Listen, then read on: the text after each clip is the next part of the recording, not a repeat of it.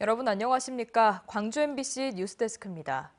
한덕수 대통령 권한대행이 어제 농업사법에 대해 거부권을 행사하면서 반발이 거세지고 있습니다.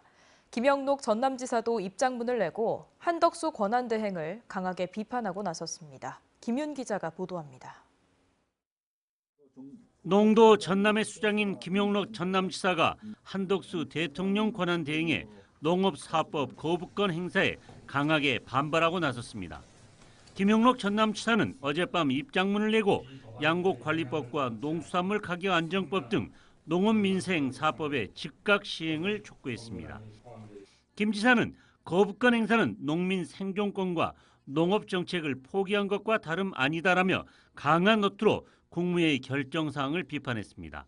또한 농업인 전부가 찬성하고 거대한 민생농업 4개 법안은 오직 국민만을 보고 국가 이익을 극복하겠다던 한덕수 총리가 거부할 수도 거부해서도 안 되는 민생 법안이라고 지적했습니다.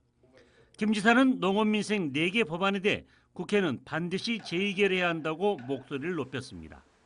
특히 김 지사는 윤석열 대통령의 불법 비상계엄 선포와 탄핵 과정에서 적극적인 태도로 비판에 나서는 등 기존의 조용한 이미지를 탈피하고 있습니다. 이 탄핵 정부 속에서 정부가 어느 정도 변화가 있을 줄 알았는데 어제 총리님께서 제2요구권 행사를 하는 것을 보시고 그래서 지사님께서 어제 그 농민들의 그 목소리를 강력하게 대변하신 것으로 보입니다. 광주 전남 농민단체도 한덕수 대행의 농업사법 거부권 행사에 강하게 반발하고 있습니다. 농민들은 윤석열 체포 결사대를 결성해 지난 16일 전남도청에서 출정식을 갖고 트랙터를 몰고 서울로 향하고 있습니다. 이런 와중에 대행 체제인 정부에서 거부권까지 행사하면서 분노한 농민들의 마음에 기름을 붓고 있습니다. MBC 뉴스 김윤입니다. 광주 지역 곳곳에서 진행되고 있는 민간공원 특례 사업에 속도가 나면서 내년부터 12,000세대가 넘는 아파트의 입주가 시작됩니다. 웬만한 신도시 규모의 아파트가 생겨나면서 학생들의 전학도 본물 터지듯 활발해질 걸로 보이는데요. 교육당국도 대책 마련에 나섰습니다. 이재원 기자입니다. 내년 4월 입주를 앞두고 있는 광주 신영지구의 민간공원 특례 아파트. 265세대가 입주하면 학생 수가 최소한 40명 이상 증가할 것으로 예상됩니다. 인근의 초중학교의 학생 수가 그만큼 늘어날 예정인데 민간 사업자의 기부 체납이 해결책이 됐습니다. 사업자가 12억 원이 넘는 사업비를 부담하면서 인근 중학교의 교실이 증축되고 있고 태봉 초등학교에서는 남는 교실을 새롭게 단장하는 작업이 진행되고 있습니다. 인근 태봉초, 경신중, 경신여고 등의 학생 수가 증가되므로 시교육청과 협약하여 학교 시설 비용을 민간 사업자인 당사가 부담하였고 이에 따라 학생들 교육 환경을 더욱 좋게 기여하였습니다. 사업지 인근에 초등학교가 없는 송암 근린공원에는 신설이 추진됩니다. 1,500세대가 넘는 대단지에 유입될 것으로 예상되는 학생 수는 최소 300명. 사업자가 납부한 학교용지 부담금을 이용해 2027년 입주와 동시에 초등학교가 개교할 수 있도록 설계가 진행되고 있습니다. 마륵과 중앙, 일곡 등 나머지 8곳의 민간공원 특례 사업지에서도 비슷한 방법으로 초중학교의 시설을 확충하는 방안이 추진되고 있습니다. 학교에 있는 여유교실들을 전원하거나 아니면은 통합구역 내에 있는 학교에 배치를 하는데 그 학교에 교실이 부족하면 교실 증축을 하거나 이렇게 해서 학생들을 배치할 수 있도록 지금 추진을 하고 있고요. 하지만 광주 지역의 전체 학생 수가 감소하는 상황에서 교실을 증축하거나 관련 예산이 증가하는 상황은 교육당국의 부담으로 작용하고 있습니다. 특히 내년 광주 지역의 초등학교 입학생이 사상 처음으로 10,000명 아래로 떨어지고 2030년이면 5,800명 선에 그칠 것으로 예상되는 상황은 교사 수급과 학교 배치에 심각한 문제를 초래할 수 있습니다. 교육당국도 장기적인 대책을 마련하고 있지만 교사 정원과 학교 시설을 쉽게 줄이거나 늘릴 수 없는 점은 적정학교 육성에 대한 고민을 안겨주고 있습니다. MBC 뉴스 이재원입니다. 1960년 마산 3.15 부정선거는 국가기관의 권능 행사를 불가능하게 했고 3.15 의거에 대한 진압은 16명의 희생자를 낸 폭동이었다는 점에서 국헌을 문란하게 한 내란이었습니다. 하지만 그 책임자 처벌은 제대로 이루어지지 않았는데요. 이번 12.3 내란에 시사하는 바가 많습니다. MBC 경남 김태석 기자입니다. 이승만 자유당 정권은 1960년 3월 15일 경찰과 공무원을 동원해 부정선거를 자행합니다. 이는 1953년 제정된 형법 제91조 국헌문란의 정의에 따른 내란입니다. 국가기관이 조직적으로 동원돼서 이 선거라고 하는 대의민주주의의 중요한 기능을 무력화시키고 국헌문란에 해당하는 행위를 했다는 거죠. 또 시민들에게 발포해 16명의 희생자와 수백 명의 부상자를 낸 것도 당시 형법 제87조에 의한 내란이었고 수괴는 사형, 무기징역 또는 무기금고에 처해야 했습니다. 하지만 부정선거 내란의 수괴 이승만은 하야한 뒤 망명했고 최인규 내무부 장관 정도가 사형 판결을 받았지만 관련자 대부분이 5.16 군사 쿠데타 이후 상황에서 제대로 단죄되지 못했습니다. 발포 책임자 검찰 마산지청장 서등용과 마산경찰서장 손성래는 4.19 혁명 이후에도 도피 생활을 이어가다 1968년과 1971년 자수했지만 사건 발생 19년이 지난 1979년 대법원에서 무죄 판결을 받았습니다. 형사처벌을 그때그때 신속하게 진행을 해서 그 책임을 묻는 것이 결국 정의를 세우는 가장 바람직한 방법이다 이렇게 생각이 됩니다. 이번 12.3 내란 역시 국헌문란의 폭동임이 명백하다는 게 이 교수의 주장입니다. 3.15 부정선거를 거쳐서 우리가 헌정질서의 파괴를 경험했음에도 불구하고 결국은 위법한 명령으로 군인을 동원해서 내란을 하는 것이 아직도 자행되는 그런 참 역사적인 불행을 맞이하고 있는 것입니다.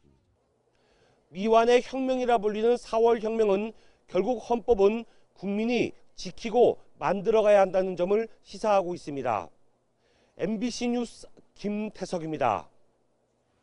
유네스코 미디어아트 창의 도시인 광주에선 누구나 미디어아트 작가의 꿈을 실현할 기회가 열려 있습니다. 지난 몇 달 동안 미디어아트 연구 교육에 참여한 젊은 작가와 예비 작가들이 새롭고 독창적인 작품을 선보이고 있습니다. 박수인 기자가 보도합니다. 어두운 방 2개가 붙어있는 이곳은 인간과 자연을 분리한 가상 생태계입니다.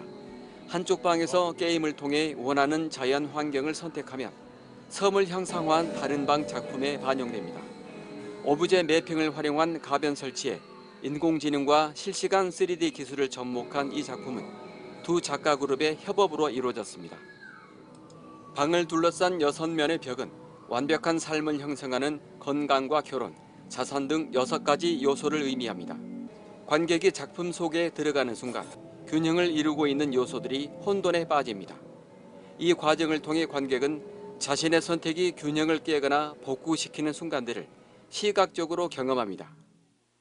모든 것을 완벽하게 추구하다 보니까 오히려 전문성이나 약간 깊이 있는 경험들을 포기하게 되는 경우가 있어요. 그래서 저희는 그런 밸런스들이 무너지는 것들을 관객들이 직접 서 있는 위치에서 느낄 수 있게.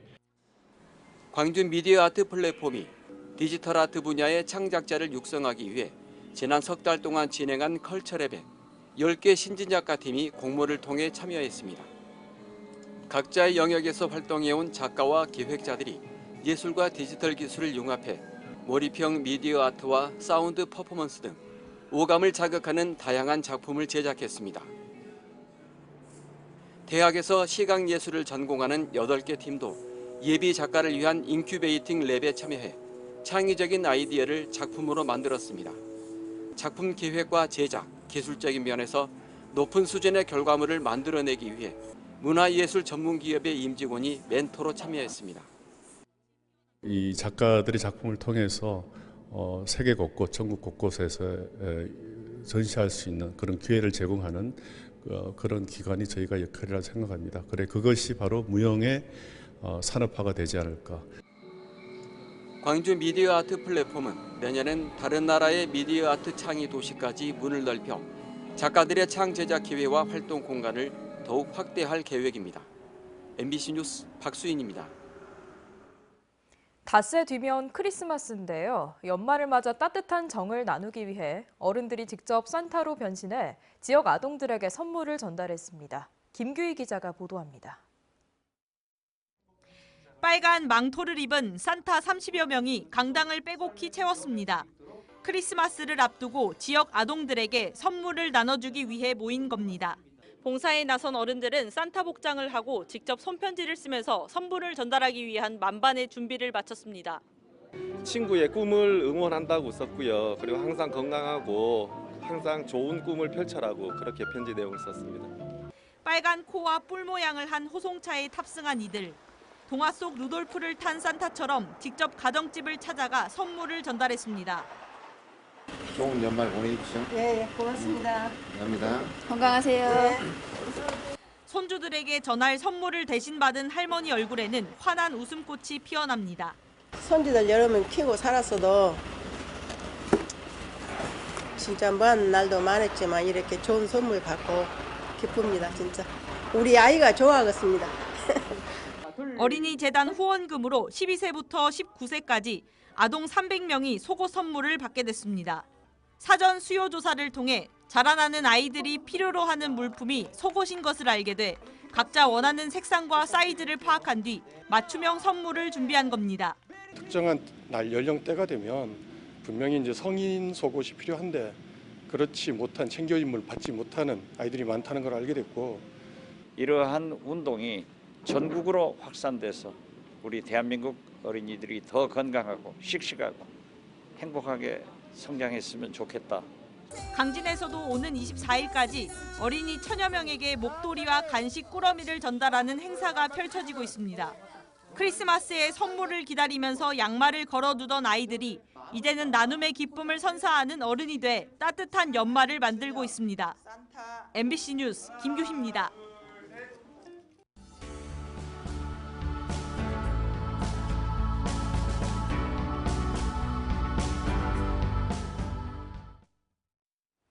광주 MBC는 지난 60년간 다양한 목소리로 시청자들에게 소식을 전해왔는데요.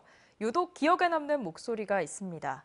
창사 60주년 기획보도 나와 광주 MBC에서 오늘은 광주 MBC를 대표하는 목소리의 주인공 나선희 아나운서를 만납니다. 천홍희 기자가 보도합니다. 안녕하세요. 나선입니다. 제가 지금 방송하고 있는 이곳은 일본 아이치현 나고야시 동부일본 방송 CBC 스튜디오입니다.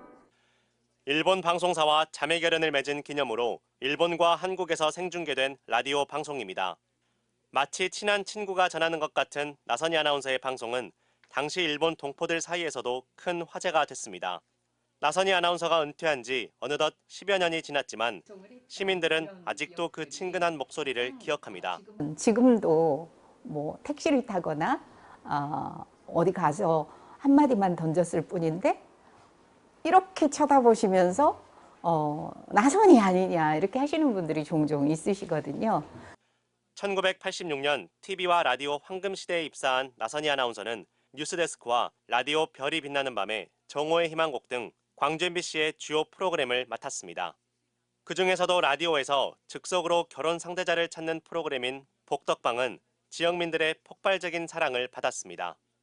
듣는 사람을 편하게 하면서도 맛깔나게 결혼 상대자를 소개하는 진행은 수많은 애청자들을 만들어냈습니다. 한 번 만나고는 다음부터 연락이 안 와버리대요. 네, 한 번 만났는데 네네. 네, 뭐 싫다 좋다 얘기도 없이 키가 적다고 때려버렸나 봐요. 아, 그러니까 박영 씨 동생이 키가 좀 작으십니까? 아니, 적은 키는 아닌데요. 네. 저 아가씨가 한 1m 80이 된대요. 아, 그러니까 여자분께서 1m 80이... 매일 1시간씩 생방송을 했는데 너무 전화가 폭주하기 때문에 그걸 다 수용하지 못했어요. 네. 구속실까지 전화가 갔다는. 그래서 방송 끝나고 나가면 나선희 때문에 그냥 못 살겠다. 이런 얘기를 들으면서 지냈습니다. 지역민의 삶에 공감하고 그들의 목소리를 전하면서 나선희 아나운서는 광주 MBC를 대표하는 목소리 중 하나로 자리매김했습니다. 광주 MBC가 어떤 목소리를 내느냐에 따라서 광주 시민들의 신뢰도가 달라지는 것처럼 그래서 목소리가 어떻게 보면 신뢰의 상징이라고 생각합니다. 친근한 목소리에 더해진 삶에 대한 깊은 사색. 아직도 많은 사람들이 그 목소리를 기억하는 이유입니다. 어두운 밤길에도 혼자 걸어도 결코 두렵지 않은 그런 자유로운 세상을 꿈꾸며 사는 음악 감상은 몇 배로 근사할 거라는 생각이 듭니다. MBC 뉴스 천홍희입니다.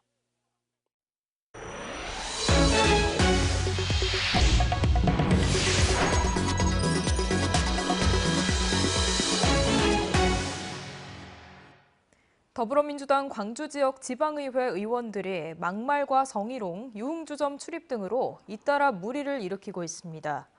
광주 서구의회 A 의원은 지난 12일 2025년 본예산 예비심사 과정에서 동료 의원에게 욕설을 한 혐의로 경찰에 고소당했고, B 의원은 지난달 29일 서구의 한 행정복지센터에서 여성 공무원에게 성희롱 발언을 했다는 의혹이 제기됐습니다. 광주시 의회 C 의원은 비상계엄 사태로 어수선한 상황에서 지난 16일 광주의 한 유흥주점에서 술자리를 해 빈축을 사고 있습니다. 이에 대해 민주당 광주시당은 자체 조사와 함께 당사자 소명과 경찰 수사 결과를 확인한 후 윤리심판원 회부 여부를 결정할 방침입니다. 광주지법 형사 12부 박재성 부장판사는 치과 치료에 불만을 품고 병원에 사제 폭발물을 설치해 불을 지른 혐의로 79살 김모 씨에 대해 징역 2년을 선고했습니다. 김 씨는 지난 8월 22일 광주 서구 치평동의 한 치과병원에서 부탄가스와 인화물질이 담긴 상자에 불을 붙인 혐의를 받습니다. 당시 인명피해는 없었지만 병원 내부가 훼손되는 등 소방서 추산 140만 원 상당의 재산 피해가 발생했습니다. 동광주 새마을금고가 기초생활수급자와 독거노인 등 취약계층을 위해 20kg 쌀 450포대를 관내 행정복지센터에 기탁했습니다. 동광주 새마을금고는 지난 2001년부터 올해까지 130톤의 쌀을 기탁하는 등 이웃사랑을 꾸준히 실천하고 있습니다. 이번 주말 광주와 전남 지역에서 비나 눈이 내리는 등 강추위가 예상됩니다. 토요일인 내일 광주와 전남에서는 1에서 5cm의 눈이 내리거나 5mm 미만의 비가 내리겠습니다. 기상청은 일요일 아침 기온이 영하 1도에서 5도 분포가 예상된다고 밝혔습니다.